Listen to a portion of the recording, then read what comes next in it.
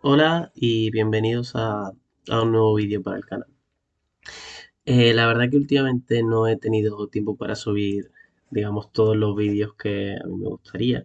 Quería subir dos a la semana, pero con todo esto de todo el tema de presentación de resultados de nuestro grupo financiero y demás, no he tenido el tiempo suficiente para llegar a grabar. De hecho, si lo veis, la hora a la que lo suelo grabar es a las 12:30, 1 de la mañana, que no es la mejor hora, pero al final es cuando tengo tiempo. Por fin vamos a llegar a la última incógnita o al último vehículo de inversión que tenemos. No me va a dar tiempo a analizar en este vídeo la inversión inmobiliaria, pero lo haré más tarde. Igual como es el activo estrella aquí en este país, en España, si le dedicamos un vídeo, yo creo que puede quedar algo interesante. La gente me pregunta si a día de hoy la bolsa está cara o está barata. Y la respuesta es depende. Es como una dicotomía muy grande entre empresas que están a un PER elevadísimo y otras que no están, digamos, tan seguidas por el mercado. Entonces, ¿estamos en una situación de burbuja? Sí, en algunas empresas, pero no en conjunto del mercado. Por ejemplo, empresas como Tesla o Zoom, o ahora tenemos Palantir, hay un montón. Todas estas que están de moda, mm, para que su valoración actual tenga algún sentido, tienen que cumplir unas altas expectativas a futuro y probablemente no lo hagan, y cuando no lo hagan eso pondrá nervioso a los nuevos inversores. ¿Por qué creo que actualmente la situación de la bolsa está tan, digamos, antagónica entre unas empresas y otras? Pues porque principalmente se ha inyectado mucho dinero en el mercado y lo que ha provocado es que haya también, sumado al confinamiento, gente con más tiempo libre y que no tiene mucha experiencia como inversores. De hecho, lo he notado este año cuando, digamos, que se ha multiplicado por 10 o más veces el número de gente que se ha acercado a mí preguntándome sobre bolsa, criptomonedas, inversiones en general. Y no es, digamos, siempre, pero generalmente el inversor novato suele hacer lo que no se debe hacer, que es seguir al mercado, ojo, pues si todo el mundo está invirtiendo en NIO y está subiendo NIO, voy a invertir en NIO. Algo similar a lo que ha pasado con las criptomonedas, que ya dije que era un territorio muy peligroso de burbuja, en mi opinión, y por ahora está teniendo un rendimiento realmente malo desde que lo dije. No sé si tendrá algo que ver mi opinión en los mercados, pero no quería influir, simplemente dar mi opinión. Sé que hay grandes fondos detrás de estos, viendo mis vídeos y demás, institucionales, pero no puedo. Simplemente quería dar mi opinión para que supierais qué estáis haciendo, no influir en el mercado.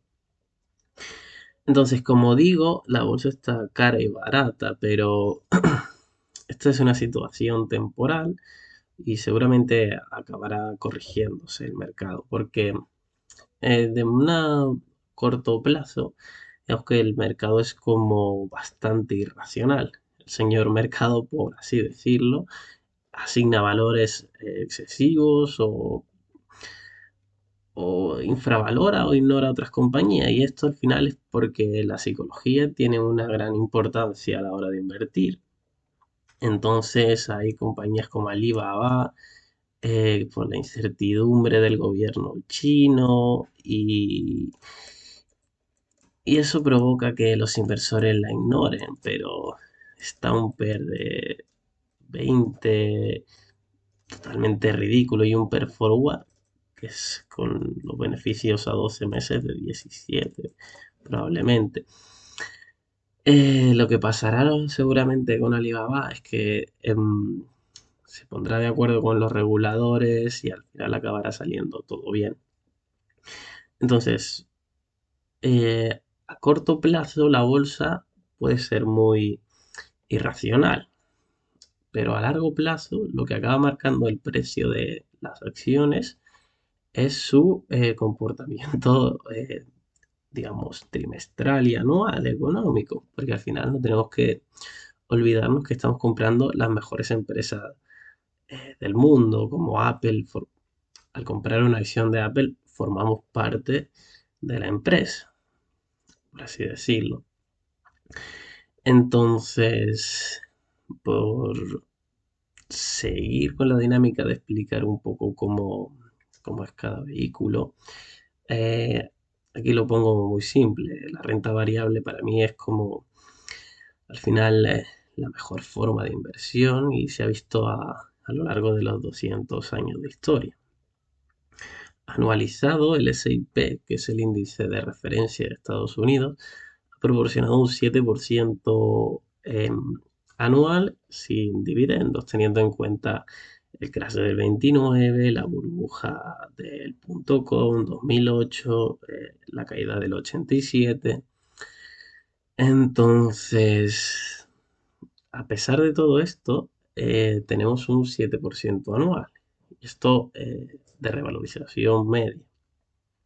¿Y esto a qué se debe? Pues se debe a que generalmente se suma el PIB, que ha crecido un país, que es en Estados Unidos la media es totalmente similar. O sea, es un 5% más un 2% de inflación que obliga a las empresas a subir ese 2%, que hace que sus beneficios suban mínimo ese 2%.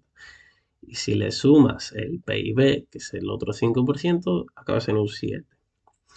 A esto también hay que sumarle los dividendos, que el dividendo medio del S&P, teniendo en cuenta que hay empresas que no dan y otras que sí dan, está entre el 1,5% y ahora está bajando. La media histórica está en torno a un 2%, pero porque ya no se acostumbra tanto dar dividendos.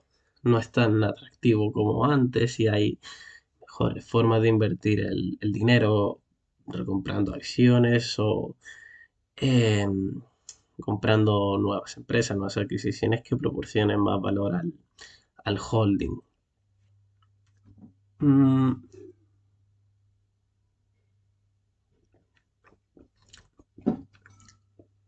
tenemos que tener en cuenta que la bolsa se comporta bien en casi cualquier escenario.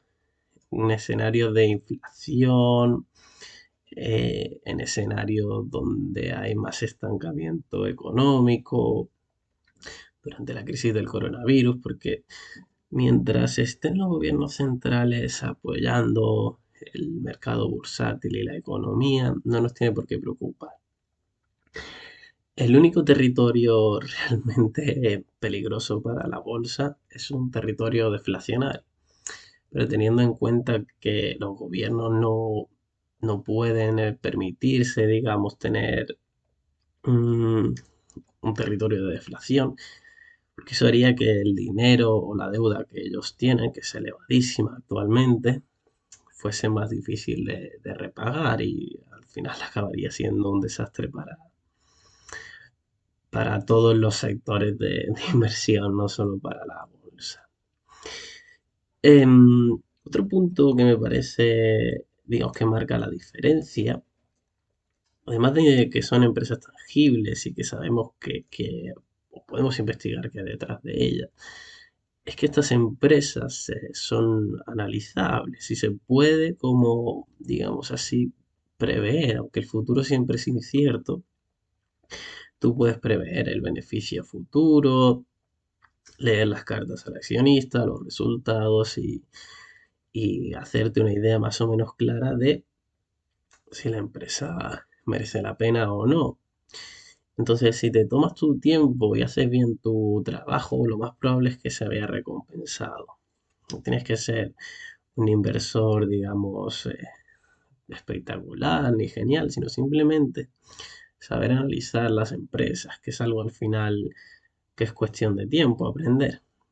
Pero lo que realmente marca la diferencia entre un inversor mediocre que alcance este 7% anual y uno que alcance mucho más o bastante más de cara a largo plazo, un 15, un 20, por encima de un 20, un 30 ya sería excepcional. Lo que marca la diferencia es la psicología de cada inversor. El ser valiente cuando hay que ser valiente, no apalancarte, no sobreapalancarte.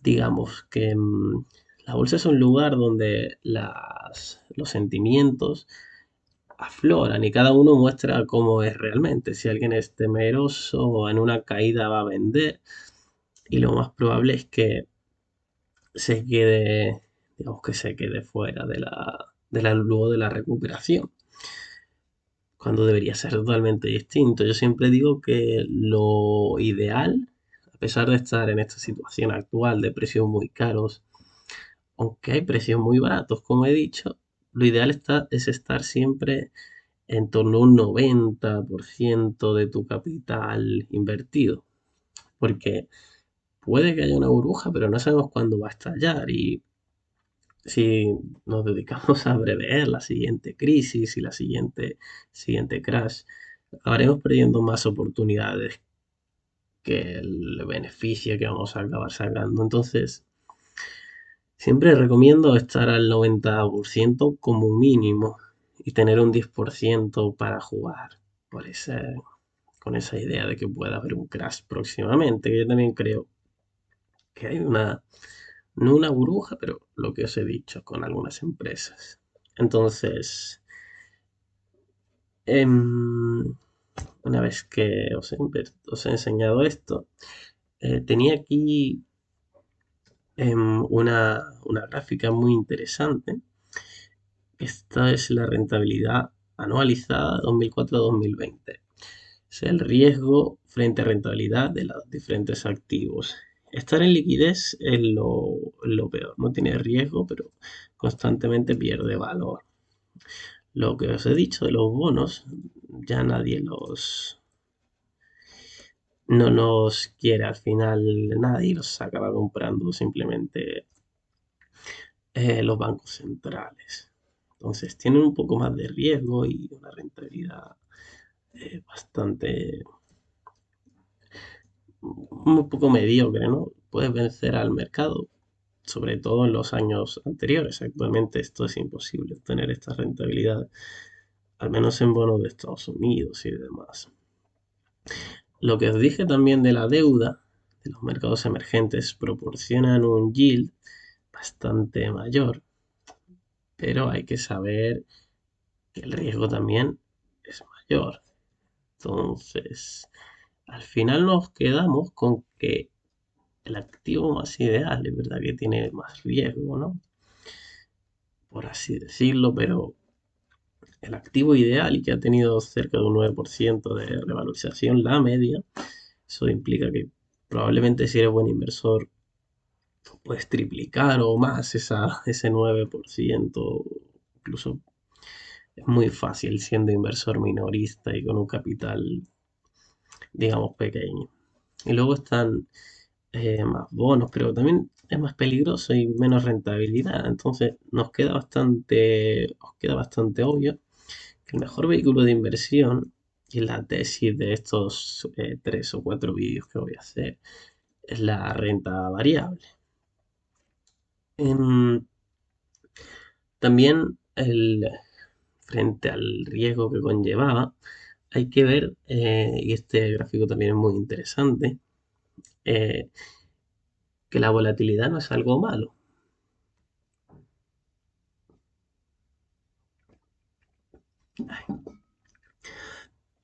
Podemos ver que casi todos los años la bolsa ha tenido un comportamiento, estas son sus máximas caídas intraanual. Si lo veis, eh, es brutal. Ha tenido caídas del 16%, del 18%, del 15%, del 10%. del 34, caídas brutales, pero como veis, a final de año, generalmente, a pesar de haber tenido estas caídas, que puede ser por noticias o porque los inversores se ponen nerviosos, ha acabado teniendo un rendimiento claramente positivo. Aquí ha caído un 18 en el 92, pero acabó subiendo un 6. Aquí igual un 12 y acabó subiendo un 35. Esto es la media histórica. La caída media intraanual es del 12,1%, eh, mientras que las rentabilidades anuales son positivas en 31 de los 41 años. ¿Qué quiere decir entonces este gráfico? Lo que quiere decir es que probablemente este año y el año que viene hay una alta probabilidad de que el mercado caiga en torno a un 10%. Pero eso no nos tiene que preocupar, sino eh, enseñarnos que ahí es donde se producen las mejores oportunidades. Entonces, si nosotros en el 2020, cuando cayó el mercado más de un 40%, nos hubiéramos quedado en liquidez, habríamos perdido el dinero o parte del dinero, porque al caer la bolsa seguramente habríamos vendido en pérdida, pero nos habríamos perdido el gran rally alcista que ha tenido la bolsa. Lo que quiero decir es que como inversores debemos acostumbrarnos a esta volatilidad, porque, y esta es la tesis final, la inversión en renta variable, estos son los tipos de renta que hay. Eh, una cartera en renta fija, una cartera en renta variable, cartera 50-50 que también están muy de moda. La idea es que de cara a un año, la rentabilidad media del inversor en renta variable va de aquí del 61% al menos 43%. Eh, Estas son las de los bonos y esta es la 50-50, pero como veis son siempre menores, no hay mucha discusión. Entonces, si lo miramos a 5 años, la cosa cambia mucho. La posibilidad de perder dinero en bolsa está en torno a un 7% en el inversor medio. Mientras que la rentabilidad media, si se gana, llega al 30% anual. Y cambia aún más a medida que pasa el tiempo. Aquí solo un menos 3%, y lo ideal es invertir de cara a 20 años. Como veis, las rentabilidades se van acoplando, se van acercando. Cada vez están más cerca la parte baja y la parte alta. Entonces, digamos que si invertimos con una mentalidad largoplacista, que es muy complicado actualmente porque estamos bombardeados por noticias, pero si conseguimos hacer bien nuestro trabajo como inversores, analizamos bien las empresas, no nos dejamos influir por el mercado y tenemos fuerte convicción en nuestras ideas, lo más probable es que acabemos teniendo un buen rendimiento, como aquí se ve. Y al final lo que quiero es animar, o sea, invertir y a invertir cuanto antes. Hay una frase muy famosa que es: el mejor momento para invertir era cuando naciste y ahora. Y lo que quiere decir es que no podéis perder más el tiempo. Y el mejor vehículo de inversión al final es este. Y más de cara a a la gran inflación que están, digamos, invocando los grandes bancos centrales. Entonces, a futuros vídeos explicaré mejor tipo de inversión en renta variable, cómo podemos hacerlo, inversión pasiva, en fondos activa, trading, todo ese tipo de ideas. O sea que por ahora no puedo hacer más vídeos, pero vamos a cortar por aquí. Pero próximamente ya acaban la temporada de resultados y ya podré volver a hacer vídeos con más continuidad. Espero que os haya gustado y nada, la duda que tengáis me la ponéis en los comentarios y yo encantado de resolverlo. Lo descartamos todo y nada. Gracias por ver el vídeo y hasta la próxima.